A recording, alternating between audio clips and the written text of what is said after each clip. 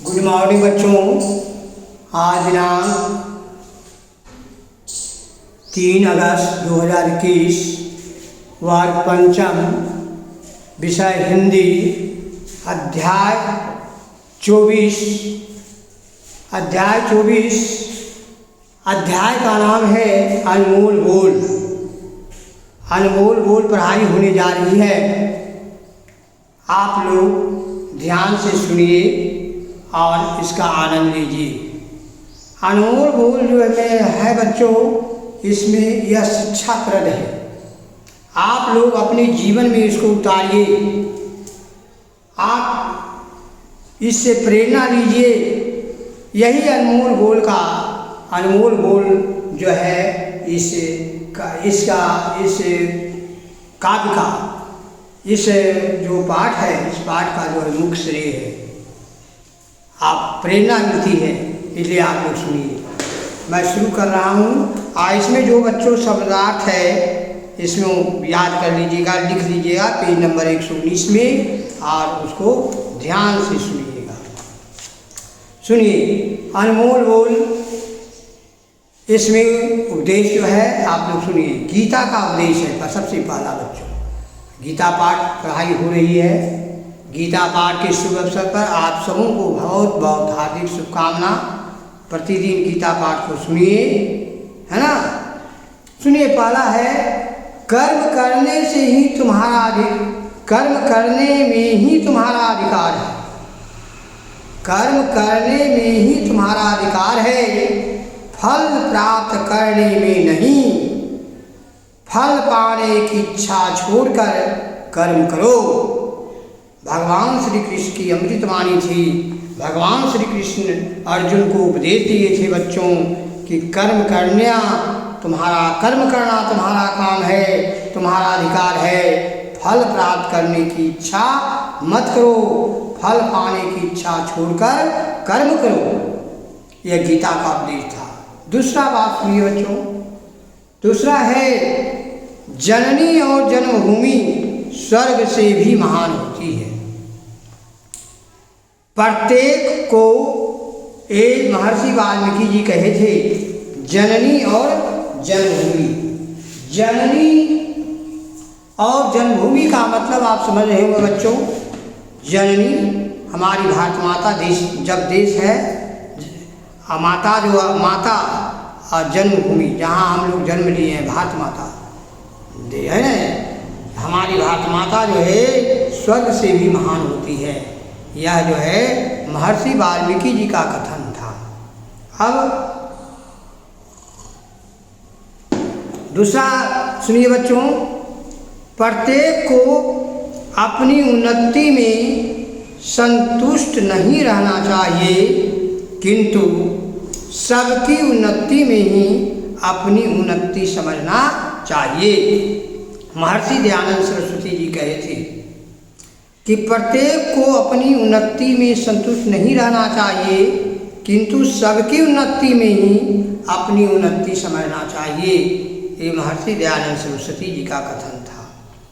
अध्ययन हमें आनंद देता है, सुशोभित करता है और योग्यता प्रदान करता है। यह फ्रांसिस बेकन का कहना था। इसलिए 4 आपका उपदेश हो गया बच्चों। 5वां सुनिए। त्याग पूर्वक संसार की वस्तुओं को उपभोग करो। किसी अन्य व्यक्ति के धन का लालच मत करो। धन का लालच नहीं करो, है।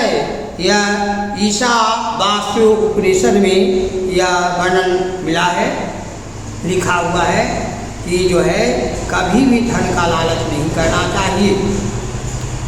फिर क्लाइव भी कहे हैं कि मनुष्य जाति ने जो कुछ किया, सोचा और प्राप्त किया है, वह पुस्तकों के जादुई पृष्ठों में सुरक्षित है।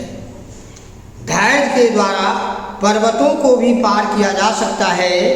यदि तुम प्राप्त करना चाहते हो तो अर्पित करना सीखो।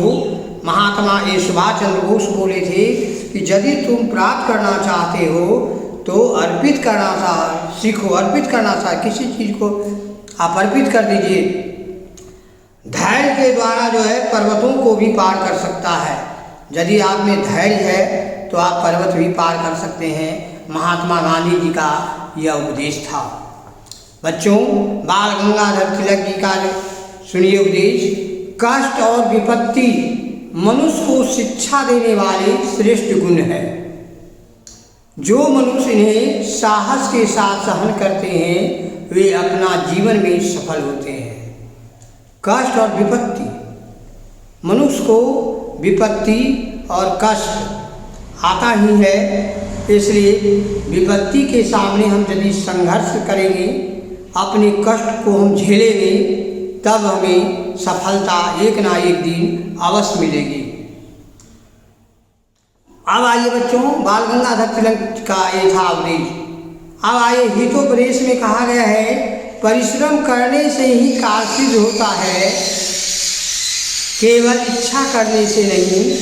पशु सोते हुए सिंह के मुंह में अपने आप नहीं प्रवेश कर पाता, ये हितोपदेश में भी कहा गया है। यदि आप परिश्रम करेंगे, खूब मेहनत करेंगे, तो आपकी सफलता अवश्य मिलेगी, एक ना एक दिन अवश्य मिलेगा।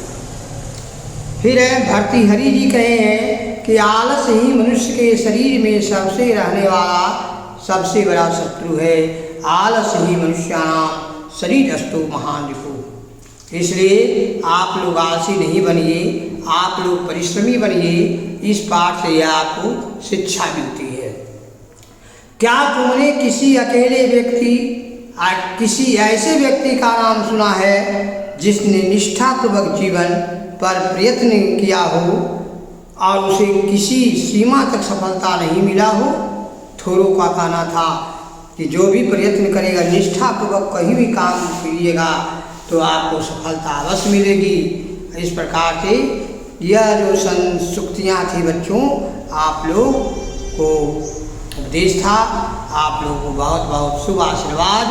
और इस पर ऐसे मार्ग को जो बताया गया है, वैसे रास्ते पर आप चलने का कोशिश करें। इसका शब्दार्थ लिखा हुआ है, लिख लीजिए और याद कीजिए। अब मैं आपको आशीर्वाद देता हूँ। जय हिंद, जय भारत।